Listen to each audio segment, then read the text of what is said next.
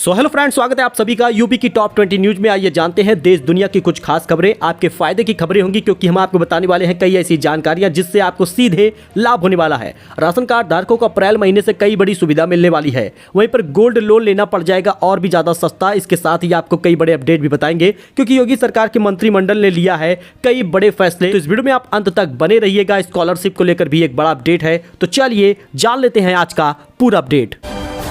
बात करें पहले खबर की, तो यूपी बनेगा खेलों का नया पावर हाउस क्योंकि हर ब्लॉक में बनेंगे स्टेडियम और खिलाड़ियों का होगा निःशुल्क स्वास्थ्य बीमा। जी हां दोस्तों, यूपी में खेलों को बढ़ावा देने के लिए योगी सरकार ने नई खेल नीति को मंजूरी दे दी है। सीएम योगी के नेतृत्व में शुक्रवार को हुई कैबिनेट बैठक में इस खेल नीति को मंजूरी दे दी गई है। इस खेल नीति में प्रावधान किया गया है कि राज्य में खेलों को बढ़ावा देने के लिए राज्य खेल प्राधिकरण का गठन किया जाएगा। आपको बता दें, इसमें स्वास्थ्य बीमा का भी लाभ मिलेगा और साथ ही हर एक खिलाड़ी का होगा रजिस्ट्रेशन। हर ब्लॉक में बनाया जाएगा स्टेडियम और खिलाड़ियों के लिए बनाई जाएगी 3 श्रेणियां। साथ ही हर स्कूल में 40 मिनट का स्पोर्ट पीरियड भी अब सरकार नई खेल नीति में प्रावधान की है। अच्छा, बात कर ले यूपी स्कॉलरशिप के बारे में। तो स्कॉलरशिप अब आपकी कब आएगी? अगर आप स्कॉलरशिप का इंतजार कर रहे हैं तो आखिर आपको स्कॉलरशिप कब मिलेगी, इसके बारे में पूरा अपडेट हम आपको बता दें। दरअसल दोस्तों, यूपी स्कॉलरशिप का लगातार बेसब्री से छात्र इंतजार कर रहे हैं। समाज कल्याण विभाग उत्तर प्रदेश द्वारा एक बार फिर से यूपी स्कॉलरशिप की अंतिम तिथि को बढ़ा दी है। हालांकि आपको बता दें, बढ़ाई गई आवेदन की अंतिम तिथि की वजह से अब आपको स्कॉलरशिप भी थोड़ी देर में मिल रहा है। लेकिन आप यहाँ पे देख सकते हैं, अगर आप भी अपने बैंक अकाउंट में यूपी स्कॉलरशिप का इंतजार कर रहे हैं, पैसा ट्रांसफर होने के लिए चिंतित हैं, तो आपको बता दें आपकी चिंता अब और बढ़ सकती है क्योंकि दरअसल समाज कल्याण विभाग 26 फरवरी को आवेदकों के अकाउंट में स्कॉलरशिप की राशि ट्रांसफर कर सकती थी, लेकिन ऐसा नहीं हुआ। और आपको बता दें, अब इसकी लास्ट डेट 31 मार्च है, यानी कि स्कॉलरशिप की राशि लास्ट 31 मार्च तक आवेदकों के अकाउंट में ट्रांसफर की जाती है, जो कि बेहद नजदीक है। अगर 31 मार्च तक विद्यार्थी के अकाउंट में स्कॉलरशिप की राशि नहीं भेजी गई तो फिर इस बार यूपी स्कॉलरशिप मिलना काफी ज्यादा मुश्किल हो जाएगा। यानी कि लगभग 10 से 20 दिन है जब आपके खाते में पैसा स्कॉलरशिप का आ सकता है। फिलहाल छात्रों में ये चिंता है कि कहीं इस बार भी फंड खत्म न हो जाए। वैसे जैसे ही कोई अपडेट आता है स्कॉलरशिप को लेकर, वो भी आपके साथ शेयर करेंगे, तो इस चैनल को आप जरूर सब्सक्राइब कर लें।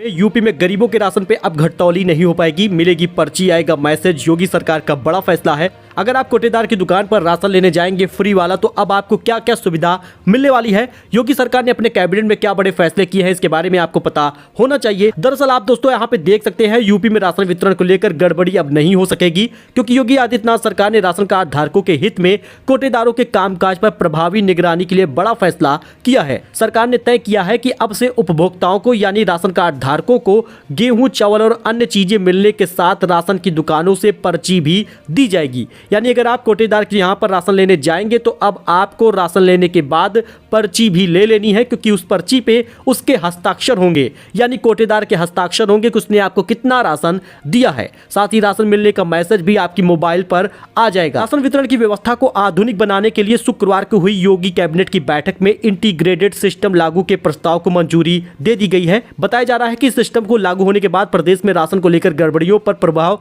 अंकुश लगेगा। राशन मिलने की जानकारी कार्ड धारकों को मोबाइल पर मैसेज के जरिए तुरंत मिल जाएगी। लाभार्थी कोटेदार के यहाँ से राशन लेगा तो पहले से उसे वहां पर एक रिसीविंग दी जाएगी। कोटेदार एक पर्ची देगा जिसमें उपभोक्ता द्वारा राशन प्राप्त करने की जानकारी दर्ज होगी। यानी जिस प्रकार से आपके खाते से पैसा कट जाता है तो आपके पास मैसेज आता है कि इतना पैसा कट गया है या इतना पैसा अकाउंट में जमा हो गया है, ठीक इसी प्रकार से आपको राशन कितना मिला है, कितने यूनिट पे कितने राशन दिए गए हैं, सब कुछ पता चल जाएगा। गेहूं, चावल आपको कितना मिला है, इसकी जानकारी मिल जाएगी। साथ ही मैसेज के साथ साथ आपको एक पर्ची भी दी जाएगी। तो एक अपडेट था, यानी कि राशन वितरण में अब कई बड़े बदलाव होने वाले हैं। अप्रैल महीने से शुरुआत इसकी हो जाएगी। फिलहाल अभी आपको 20 मार्च तक राशन मिलेगा मार्च महीने का, जिसमें 3 किलो चीनी भी दी जा रही है। 18 रुपए की दर से गेहूं, चावल भी दिया जाएगा। और मीडिया रिपोर्ट में यह भी जानकारी सामने आ रही है कि गेहूं के कोटे को सरकार बढ़ा सकती है, यानी अब राशन वितरण में अप्रैल सेशन से आपको चावल कम और गेहूं ज्यादा दिया जा सकता है क्योंकि इस बार सरकार गेहूं की खरीद किसानों से ज्यादा करेगी और कोटे की दुकानों पर वितरण ज्यादा होगा। यानी कि आपको जो 2 किलो मिल रहा है प्रति यूनिट के हिसाब से गेहूं, वो 3 किलो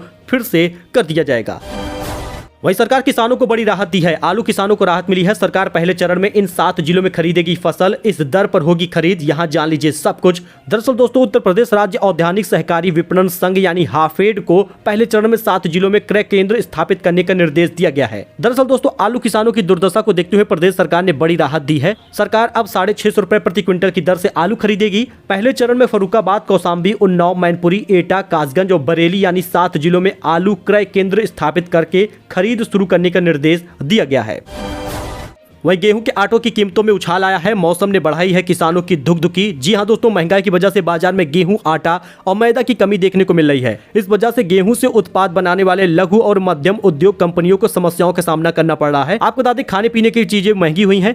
गेहूं और आटे की कीमतों में उछाल एक बार फिर से देखने को मिल रहा है और आम जनता की कमर तोड़ रहा है। दरअसल महंगाई का आलम यह है कि महज 2 हफ्तों के अंदर ही गेहूं के भाव एक बार फिर से इजाफा हुआ है। आपको बता दें, गेहूं एवं आटे की कीमतों से उछाल की वजह से कई छोटी आटा चक्कियों पर संकट के बादल मंडराने लगे हैं। पिछले दिनों आटा 28 से 30 रुपए प्रति किलो बिक रहा था और आपको बता दें, होली से पहले आटे की कीमतों में 2 रुपए की वृद्धि हो गई। यानी 10 किलो वाला आटा अगर कोई एक बैग खरीद रहा है, एक बोरा खरीद रहा है, तो 20 रुपए तक की बढ़ोतरी हो रही है। खाने पीने की चीजें भी महंगी हुई हैं। यही कारण है कि लगातार आम आदमी को इस पर बड़ा झटका लगा है।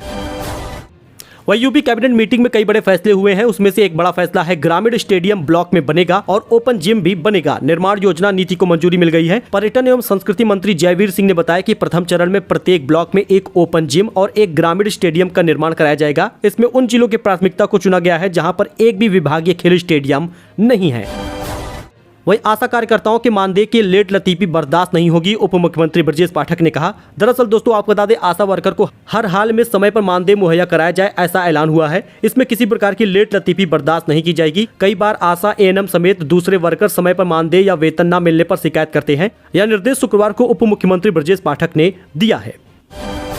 वही दोस्तों, H3N2 वायरस हुआ है जानलेवा। अब तक 2 लोगों की मौत हुई है। केंद्र ने जारी की है एडवाइजरी। नीति आयोग की राज्यों के साथ बैठक भी होने वाली है। केंद्रीय राज्य मंत्री मनसुख मांडविया ने राज्यों को बढ़ते संक्रमण को लेकर सतर्कता और लगातार निगरानी के निर्देश दिए हैं। सभी तरह की मदद का आश्वासन भी दिया है। आपको बता दें, देश में H3N2 इन्फ्लुएंजा संक्रमण जानलेवा हो गया है। हरियाणा, कर्नाटक में एक मरीज की मौत होने के बाद सरकार अलर्ट हो गई है। जनवरी में 1245 केस, फरवरी में 1307 और 9 मार्च तक 486 मरीज मिल चुके हैं। केंद्रीय स्वास्थ्य मंत्री मनसुख मांडविया ने राज्यों को बढ़ते संक्रमण को लेकर सतर्क रहने को कहा है।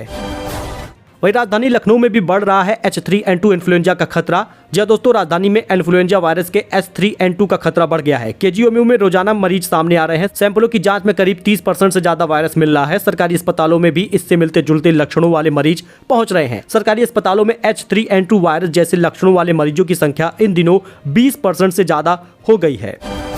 वही बैंक हॉलीडे के बारे में बात करें तो अप्रैल में बैंकों की बम्पर छुट्टियां हो रही हैं, क्योंकि 15 दिन तक बंद रहेंगे बैंक। अभी से निपटा लीजिए अपने जरूरी काम, क्योंकि मार्च महीना चल रहा है और मार्च महीने में काफी समय बाकी है। लेकिन अप्रैल महीने का अगर आप इंतजार कर रहे हैं तो आप इस इंतजार में ना रहिए, क्योंकि 15 दिनों तक बैंक बंद रहेगा अप्रैल महीने में। 1 अप्रैल से शुरू होने वाले नए फाइनेंशियल ईयर 2023-24 के साथ कुछ बड़े बदलाव होंगे। आपको बता दें दोस्तों, ये बदलाव सीधे पैसे और बैंकों से जुड़े होंगे। सभी बैंक ग्राहकों को अप्रैल 2023 में पड़ने वाली बैंक की छुट्टियों के बारे में पता होना चाहिए। अप्रैल 2023 में कुल 15 दिनों तक बैंक बंद रहेंगे। हालांकि आपको बता दें, ATM, cash deposit, online banking और मोबाइल बैंकिंग से जुड़े काम जारी रहेंगे। छुट्टियां अलग अलग राज्यों के हिसाब से मिल सकती है। आप यहां पे अप्रैल में बैंकों की अवकाश की लिस्ट देख सकते हैं, किस प्रकार से 1 अप्रैल, 2 अप्रैल, 4 अप्रैल और 5 अप्रैल लगातार छुट्टियां हैं। वहीं पर 21 अप्रैल शुक्रवार को ईद की छुट्टी रहेगी। इसके साथ ही सेकंड सैटरडे और रविवार की छुट्टियां भी जोड़ी गई हैं।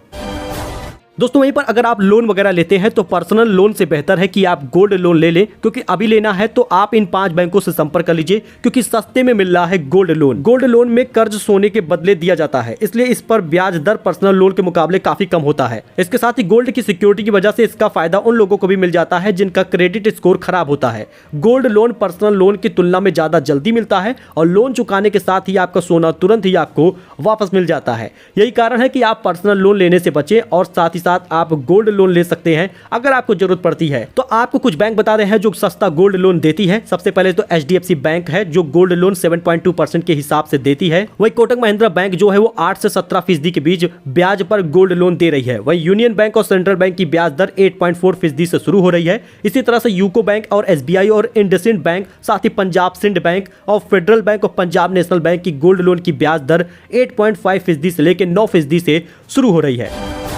तो होली पर शराब बिक्री का आंकड़ा जानकर रह जाएंगे हैरान, क्योंकि कई सालों का रिकॉर्ड टूट गया है। दरअसल दोस्तों, होली रंगों का त्योहार है और होली पर लोग मौज मस्ती करते हैं। ऐसे में शराब की बिक्री भी खूब होती है। लखनऊ में होली पर इस बार 23 करोड़ की शराब गटक गए हैं लखनऊ वासी। इससे पहले अगले साल 20 करोड़ के आसपास की शराब की बिक्री हुई थी, लेकिन इस बार 3 करोड़ ज्यादा हुई है। वहीं पर 50 करोड़ की शराब गटक गए हैं कानपुरिये, यानी कानपुर के लोगों ने 50 करोड़ की शराब गटक ली है। सबसे ज्यादा देसी की रही है मांग। जी आपको बता दें, होली पर कानपुर के लोगों ने 50 करोड़ की शराब पी ली है, जो पिछले साल की तुलना में 20% ज्यादा है। इसके साथ ही श्री कृष्ण जन्मभूमि और शाही ईदगाह मामले में सुनवाई टल गई है। जानिए इसकी क्या वजह है। दरअसल दोस्तों आपको बता दें अब सुनवाई कब होगी। श्री कृष्ण जन्मभूमि और शाही ईदगाह मामले में सुनवाई टल गई है। आपको बता दें याचिकाकर्ता महेंद्र प्रताप की अर्जी पर आज सुनवाई नहीं हुई। अब सुनवाई 15 मार्च को होगी। वही योगी सरकार के मंत्रिमंडल ने बड़ा फैसला लिया है। उत्तर प्रदेश में खुलेंगे 4 नए निजी विश्वविद्यालय। यूपी में 4 और निजी विश्वविद्यालय खोले जाने का रास्ता शुक्रवार को साफ हो गया है। शुक्रवार को राज्य के सीएम योगी आदित्यनाथ के नेतृत्व में हुए मंत्रिमंडल की बैठक में 4 नए प्राइवेट विश्वविद्यालय को आशय पत्र जारी करने का निर्णय लिया गया है। यानी प्रदेश में 4 और निजी विश्वविद्यालय खोले जाने का रास्ता शुक्रवार को साफ हो गया है। इसके साथ योगी सरकार का एक और बड़ा निर्णय है। अब स्क्रैप वाहनों के बकाये पर मिलेगी एक मुश्त छूट। जी हां दोस्तों आपको बता दें यूपी सरकार ने वर्ष 2003 से पहले राज्य में पंजीकृत सभी श्रेणियों के ऐसे वाहन जो स्क्रैप किए जाने हैं उसके लंबित बकाया कर शुल्क एवं पेनाल्टी में एक मुश्त छूट प्रदान करने का निर्णय लिया है। योगी कैबिनेट ने परिवहन विभाग के इस प्रस्ताव को हरी झंडी प्रदान कर दी है। दरअसल योगी सरकार वायु प्रदूषण को ध्यान में रखते हुए पुराने वाहनों को चरणबद्ध तरीके से सड़कों से बाहर करने जा रही है। पुराने इस्तेमाल न होने वाले वाहनों को स्क्रैप कराने के लिए स्क्रैपिंग नीति लागू की गई है। पहले चरण में 15 वर्ष उससे अधिक पुराने सरकारी वाहनों को स्क्रैपिंग करने की योजना बनाई गई है।